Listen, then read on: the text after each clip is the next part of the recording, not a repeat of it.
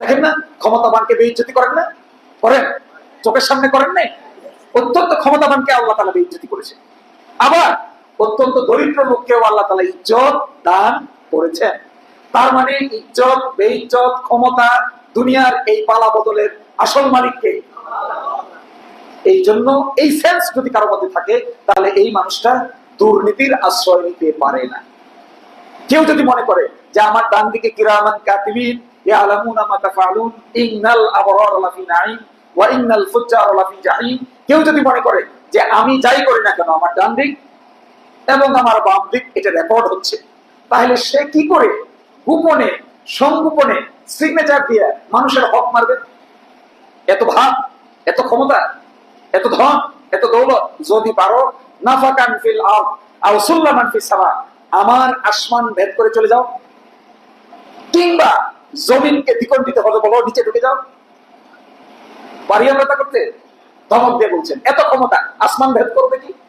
আসসালামু আলাইকুম। তারাবির নামাজের পরে মুসল্লিদের মাঝে বক্তব্য রাখছেন ইসলামী ছাত্র শিবির ঢাকা বিশ্ববিদ্যালয়ের সাবেক সভাপতি, বর্তমান বাংলাদেশের সর্বোচ্চ আদালত সুপ্রিম কোর্টের জনপ্রিয় আইনজীবী, সিনিয়র আইনজীবী অ্যাডভোকেট শিশির মনির। তিনি একটি গুরুত্বপূর্ণ বক্তব্য রেখেছেন।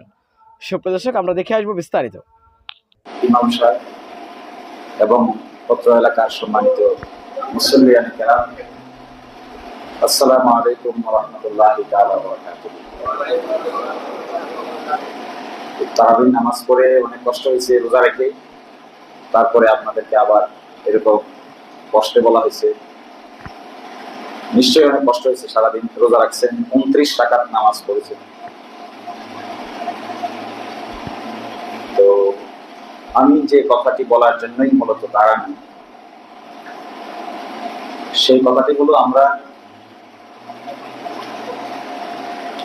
আল্লাহ তাআলা আমাদেরকে সৃষ্টি করেছেন যে রহস্যের ভিত্তিতে, যে কারণে, তা হলো আল্লাহর ইবাদত করা। মানুষ সৃষ্টি নিয়ে ফেরেশতাদের সঙ্গে আল্লাহ তাআলার একটু কথাবার্তা হচ্ছিল। কোরআন শরীফে তার বর্ণনা এসেছে যে মানুষকে সৃষ্টি করতে হবে কেন? আমরাই তো আছি, আমরাই তো তোমার তাসবিহ তাহলিল করি, তাহলে আর মানুষের দরকার নেই। সূরা বাকারার শুরুতেই আলোচনা আছে ইন্নী জাইলুম ফিল আরদি খলিফা। এরপর উত্তর দিচ্ছেন ক্বালু আতাজআলু ফিহা মা ইউফসিদু ফিহা ওয়া ইয়াসফিকু দিমা। আল্লাহ উত্তর দিচ্ছেন ইন্নী আ'লামু মা লা তা'লামুন। মানুষ সৃষ্টি যখন করতে চাইলেন আল্লাহ তাআলা, তখন ফেরেশতারা বলল আমরাই তো যথেষ্ট, আমরাই তো তাসবিহ তাহলিল করি। এমন কেন মানুষ আপনি সৃষ্টি করতে চাচ্ছেন যারা দুনিয়াতে ফিতনা ফাসাদ করবে?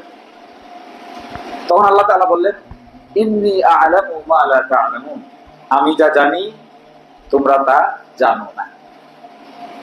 তাহলে মানুষ সৃষ্টি সম্পর্কে, মানুষের আচার আচরণ সম্পর্কে, মানুষের জীবন সম্পর্কে সবচেয়ে বেশি ধারণা কার?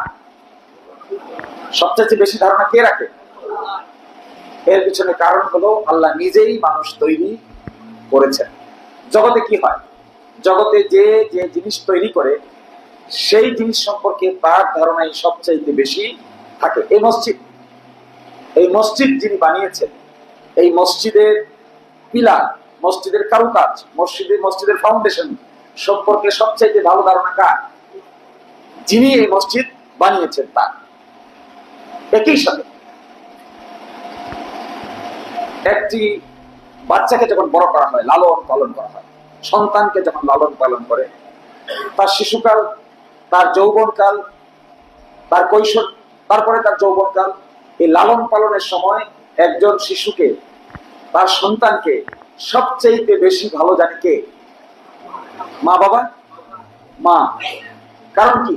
সে তাকে এমন করে আস্তে আস্তে বড় করেছে যে সে তার প্রস্রাব পায়খানা থেকে শুরু করে তার খাওয়া দাওয়ার ধরন পর্যন্ত মা জানে। এটা বাইরের একটা লোক জানে না, সম্ভব না।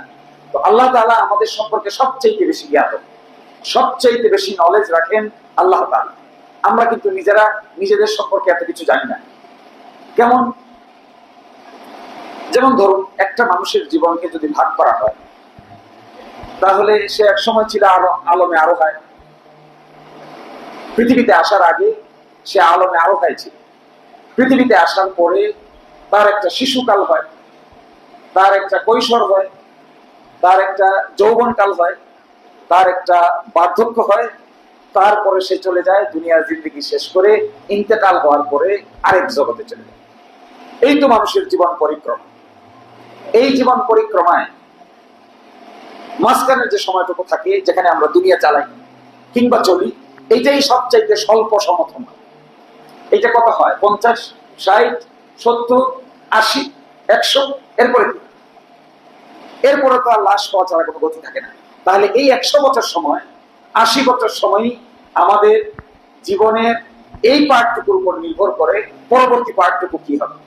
আলমে আরো তো ছিলাম, আসলাম দুনিয়াতে, শিশুকাল গেল, কৈশোর গেল, যৌবনকাল গেল, বার্ধক্য গেল, এইবার চলে যাবো আরেক জগতে। ওই জগতে গিয়ে কোন দিকে যাব? ডান দিকে যাব নাকি বাম দিকে যাব? তা নির্ভর করবে ওই সময়ে আমরা কি কাজ করলাম সেটার উপর ভিত্তি করে। এখন যদি দুনিয়ার জীবন জিন্দেগিতে যৌবনকালকে আমরা ভালো করে ব্যবহার করতে না পারি, তাহলে আল্লাহ তাআলার কাছে তার জবাব দিতে হবে। কারণ যৌবন আল্লাহর পক্ষ থেকে দেওয়া একটা বিরাট বড় নিয়ামত। যৌবনে কি হয়? যৌবনে মানুষের শক্তি বেশি থাকে। যৌবনে মানুষ অসাধ্য সাধন করতে পারে, অসম্ভব সম্ভব করতে পারে, এমন কাজ করতে পারে যা নাকি বার্ধক্যের সময় করা যায় না। তাহলে যৌবন তো একটা নিয়ামত। এই যৌবনকালে এই যে আপনারা হাফেজ সাহেব নিয়ে আসছেন না, হাফেজ সাহেব নিয়ে আসেন, এই যে কষ্ট করে হেফজ করেছে, কোরআন শরীফ পড়ে শোনাচ্ছে, কোথায়? একজন বৃদ্ধ মানুষকে তো নিয়ে আসেন না, কারণ এটা খুব কষ্টের কাজ। সারাদিন পরিশ্রম করতে হবে, রোজা রাখতে হবে, এটা ইয়াদ করতে হবে, আবার নামাজে দাঁড়ায় পড়ে শোনাইতে হবে, নির্ভুল হইতে হবে।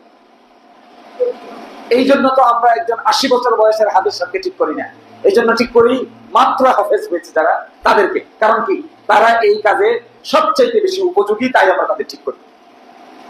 এই জন্য হাদিস আছে, বিখ্যাত হাদিস, যে ইগতানিম খামসান কাবলা খামসিন, 5টি জিনিসের পূর্বে 5টি জিনিসকে গুরুত্ব দাও। তার মধ্যে একটা হলো বার্ধক্য আসার আগে যৌবনকে গুরুত্ব দাও। যৌবন এত পাওয়া, এই যৌবন যদি কেউ মিসইউজ করে, অপব্যবহার করে, তাহলে বাকি জিন্দগি তার কোনোদিনই সঠিকভাবে যাবে। এই যৌবনকালে যদি কেউ ইবাদত করে, তাহলে যে সওয়াব পাবে, বার্ধক্যের সময় এই সওয়াব পাবে না। ফর এক্সাম্পল, একজন যুবক, তার বয়স 18 বছর, 20 বছর, এর শেষ রাতে উঠে যদি তাহাজ্জুদের নামাজ পড়ে আর আল্লাহর কাছে দোয়া করে, এর যে গুরুত্ব, আর একজন বৃদ্ধ মানুষ যার শেষ রাতে আর ঘুম আসে না, শেষ রাতে তার বারবার বাথরুমে যেতে হয়, তিনি শেষ রাতে উঠে তাহাজ্জুদের নামাজ পড়ার মধ্যে একটা পার্থক্য আছে না? অনেক পার্থক্য। এই জন্য যৌবনকাল অনেক বেশি গুরুত্বপূর্ণ আল্লাহর কাছে। আর লাস্ট কথাটি যেটা বলবো, এই দুনিয়ার জিন্দগিতে আমরা যারা ক্ষমতা এক্সারসাইজ করতে চাই, আল্লাহ তাআলা যাদেরকে ক্ষমতা দেন, তাদেরকে আসলে একটা বিরাট পরীক্ষার মধ্যেই ফেলেন। যেমন যিনি এমপি হন, যিনি মন্ত্রী হন, যিনি চেয়ারম্যান হন, যিনি মেম্বার হন, এই লোকটা আসলে সবচেয়ে বেশি পরীক্ষার মুখোমুখি হয়। কি পরীক্ষা? সে সৎ থাকতে পারে কিনা, এটা একটা বিরাট পরীক্ষা। সরকারের টাকা তছরুপ করে কিনা, এটা একটা বিরাট পরীক্ষা। ক্ষমতাকে অপব্যবহার করে কিনা, এটা আরেকটা বিরাট পরীক্ষা। ক্ষমতা পাওয়ার পরে মানুষের উপর অন্যায়, অত্যাচার, নির্যাতন করে কিনা, এইটা আরেকটা বিরাট পরীক্ষা। এই পরীক্ষায় কিন্তু বিরাট অংশের মানুষ অটোমেটিক্যালি ফেল করে যায়।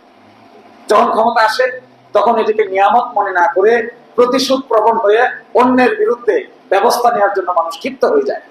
তখন এই পরীক্ষায় উত্তীর্ণ না হতে পারলে এই এমপিগিরি, এই মন্ত্রীগিরি, এই চেয়ারম্যানগিরি জাহান্নামে যাওয়ার কারণ হিসেবে দাঁড়ায়। কারণ কি? কি কারণ? এত কষ্ট করে পাশ করছে, এখন তো জান্নাতে যাওয়ার জন্য বড় বড় কাজ করার সুযোগ থাকার কথা, কিন্তু তা তো হয় না। ম্যাক্সিমাম হয়ে যায় অপব্যবহার, ম্যাক্সিমাম হয়ে যায় খারাপ আচরণ, ম্যাক্সিমাম হয়ে যায় সরকারি টাকা তছরুফ, ম্যাক্সিমাম হয়ে যায় অন্যের বিরুদ্ধে নিপীড়ন, নির্যাতনের হাতিয়ার হিসেবে ক্ষমতাকে ব্যবহার করে।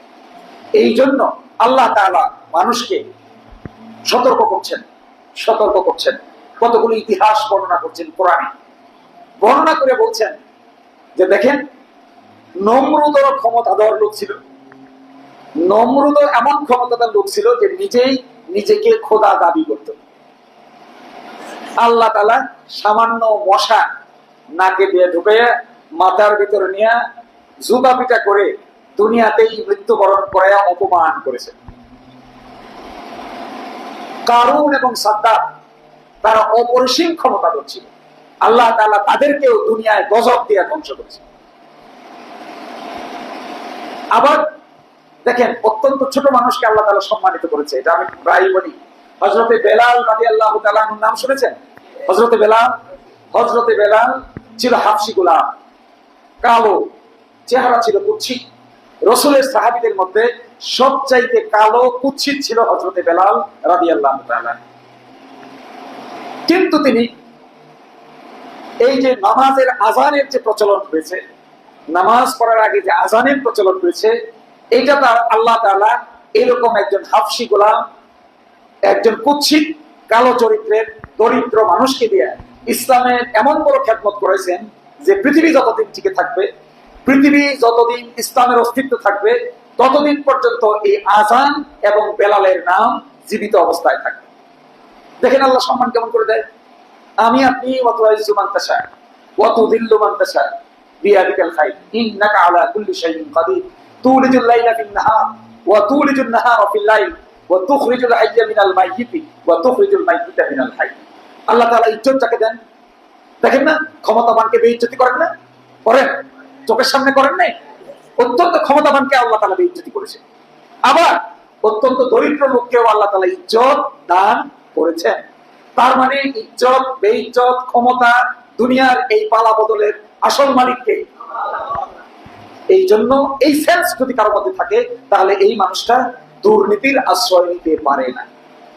কেউ যদি মনে করে যে আমার ডান দিকে কিরামান কাতিবিন ইয়ালামুনা মা তাফআলুন ইন্নাল আবরার লাফি নাঈম ওয়া ইন্নাল ফুজ্জার লাফি জাহিম, কেউ যদি মনে করে যে আমি যাই করি না কেন আমার ডান দিক এবং আমার বাম দিক এটা রেকর্ড হচ্ছে, তাহলে সে কি করে গোপনে সংগোপনে সিগনেচার দিয়ে মানুষের হক মারবে?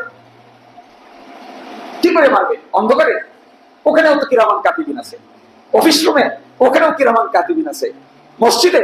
এখানেও কিরামান কাতিবিন আছে। এত ভাব, এত ক্ষমতা, এত ধন, এত দৌলত যদি পারো, নাফাকান ফিল আরদ আও সুল্লামান ফিস সামা, আমার আসমান ভেদ করে চলে যাও, কিংবা জমিনকে দ্বিখণ্ডিত হলে বলো নিচে ঢুকে যাও। পারি আমরা তা করতে? ধমক দিয়ে বলছেন এত ক্ষমতা, আসমান ভেদ করবে কি?